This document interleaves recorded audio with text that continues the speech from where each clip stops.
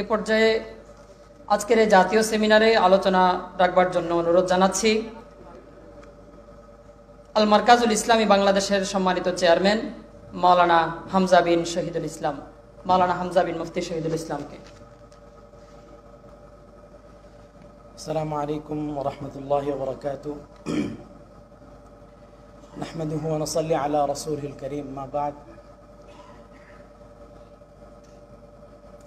উপস্থিত কওমের এবং জাতির সর্বোচ্চ ত্যাগী ছাত্র উলামা, আকাবির ও মুরব্বিয়ানে কেরাম, স্বাধীন দেশের স্বাধীন মঞ্চ, স্বাধীন একটি সকলের সম্মতি ও সহযোগিতায় এক জাতীয় সেমিনারের এই সুন্দর মাহলে মনের সর্বোচ্চ শ্রদ্ধা ও সর্বোচ্চ খুশি আমি জাহির করার চেষ্টা করব। আসলে আমি কোনো মুবাইয়ান বা মুতাকাল্লিম না।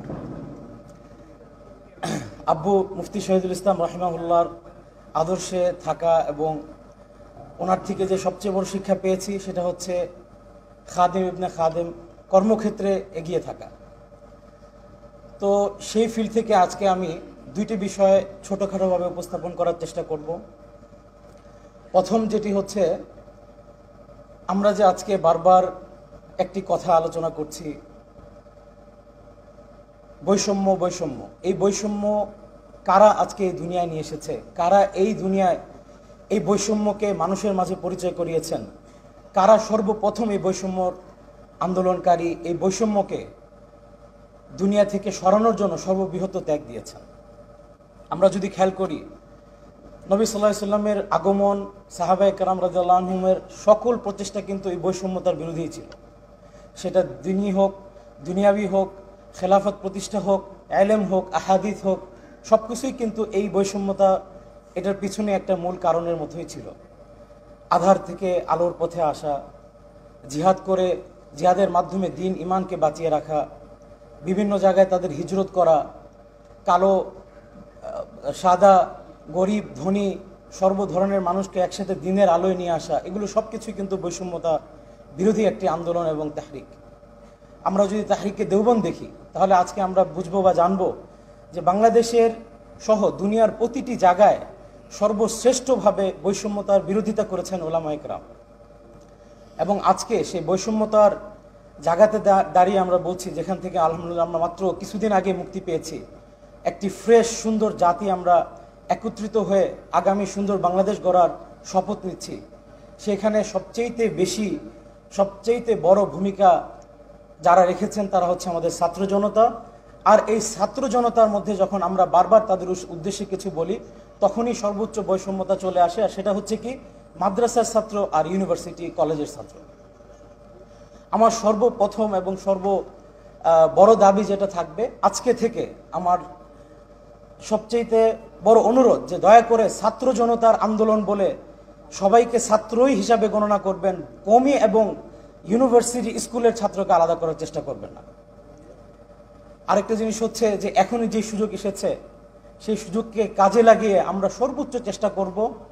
আমরা যেমনটি আমাদের মাওলানা খালেদ সাইফুল্লাহ সাহেব বলে গেছেন যে শিক্ষা অধিদপ্তর, শিক্ষা মন্ত্রণালয়কে কন্ট্রোলে নেওয়া, তাদের সাথে আমাদের সমন্বয় করে তাদের সাথে ভালো ভালো কাজগুলোকে গঠন করে একটি সুন্দর শিক্ষা ব্যবস্থা তৈরি করার জন্য যা যা দরকার, যেভাবে দরকার আমরা চেষ্টা করব ইনশাআল্লাহ। আর পরিশেষে আমার বাবা রহমতুল্লাহ 6টা দাবি ছিল এবং ইচ্ছা ছিল বেফাককে নিয়ে, আমি সেটাও ইনশাআল্লাহ সামনে তুলে ধরার চেষ্টা করব। আন্তর্জাতিক বড় ইনস্টিটিউটের সাথে মুআদালা করা বেফাকের পক্ষ থেকে, যেন তারা এখানকার আমাদের পরীক্ষার্থী এবং ফারেকিন ছাত্ররা বিভিন্ন ইউনিভার্সিটিতে মুআদালার মাধ্যমে পড়াশোনা এবং তাদের সাথে ভিসা ফ্রি আসা যাওয়া বা সহজে ভিসা লাভবান করার সুযোগ পেতে পারে। বেফাকের সাথে জড়িত স্টাফ, মাদ্রাসা, অন্যান্য যারা আছেন তাদের জন্য একটি কল্যাণ ফান্ড গঠন করা। এটা সাধারণত তাদের কর্জে হাসানা হতে পারে। কেউ কোনো বিপদে পড়ছেন বেফাক থেকে, যেহেতু মাদ্রাসার ফান্ড ওরকম থাকে না আমাদের, তো মুহতামিম সাহেবের মাধ্যমে দরখাস্ত বেফাকে আসলে তাদের একটা হঠাৎ করে সার্জারির দরকার হয়েছে, কোনো কিছু দরকার হয়েছে, একটা কল্যাণ ফান্ড থেকে তাদের কর্জে হাসানা দেওয়া যেতে পারে। পরবর্তী সে আস্তে আস্তে ওইটাকে শোধ করে দিবেন বেফাককে। মেধা সংরক্ষণ করা, যেমন আমাদের অনেক ছাত্র সার্টিফিকেট বা বিদেশি বা বাইরে কোথাও চাকরির জন্য বিভিন্ন অন্য ইনস্টিটিউটে যারা পরীক্ষা দিচ্ছেন, তাদের মেধাকে সংরক্ষণ করে বেফাক থেকে একটা স্কলারশিপ তাদের দেওয়া, যে ভাই আপনার কোথায় পড়তে ইচ্ছা, কোন জায়গায় পড়তে ইচ্ছা, টাকা নাই, বেফাক ব্যবস্থা করবে, আপনি পড়াশোনা করে আসেন, আমাদের দেশকে আপনার দ্বারা ফায়দা বেনিফিট হাসিল হোক। 4 নম্বর, ঢাকার সেন্ট্রালি কোথাও বেফাকের হেড অফিস কায়েম করা। কোনো মাদ্রাসা, কোনো ব্যক্তি, কোনো জায়গা কেন্দ্রিক নয়, বরং ঢাকার এমন একটি জায়গায় হেড অফিস হোক যেখানে সবার আসা যাওয়া, বিভিন্ন দেশের ইন্টারন্যাশনাল ডেলিগেশনে আসা যাওয়ারও সুবিধা থাকে। 5 নম্বর, একটি ইন্টারন্যাশনাল কারিকুলাম এবং ইন্টারন্যাশনাল ম্যানেজমেন্ট মাদ্রাসা এবং ইউনিভার্সিটি জানার জন্য একটা টিম গঠন করা, যারা বিভিন্ন দেশে সফর করে এই কারিকুলাম এবং এই ম্যানেজমেন্ট সম্পর্কে আইডিয়া গ্রহণ করতে পারবেন।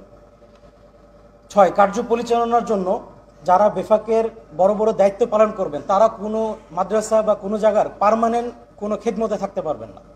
তারা বেফাকের পরিপূর্ণ অন্তর্ভুক্ত হিসাবেই তারা কাজ করবেন এবং বিভিন্ন মাদ্রাসার সবক এবং হাদিসের সাথে জড়িত থাকবেন। 7 নম্বর, বেফাকের পক্ষ থেকে ছেলে মেয়েদের জন্য একটি উন্মুক্ত ইউনিভার্সিটি স্কিল ডেভেলপমেন্ট ইনস্টিটিউট করা, যার মাধ্যমে আমাদের ছেলেরা ইনশাআল্লাহ বিভিন্ন বড় বড় জায়গায় সুযোগ পাবেন এবং খেদমতের সুযোগ পাবেন ইনশাআল্লাহ। সর্বশেষ, আমাদের কেউ যদি বলেন ওলামারা সংগঠিত না, বিভিন্ন ইখতিলাফ ও বিভিন্ন জায়গায় আছেন, বিভিন্নভাবে তাদের শক্তি নেই, তবে মনে রাখবেন আমাদের পায়ের নিচে মাটি না থাকলে আমাদের পায়ের নিচে জায়নামাজ আছে, এবং এই জায়নামাজের মাধ্যমে আমরা পুরো দুনিয়াকে জয় করিয়ে দেখিয়েছি এবং আগামীতে জয় করার ক্ষমতা রাখি।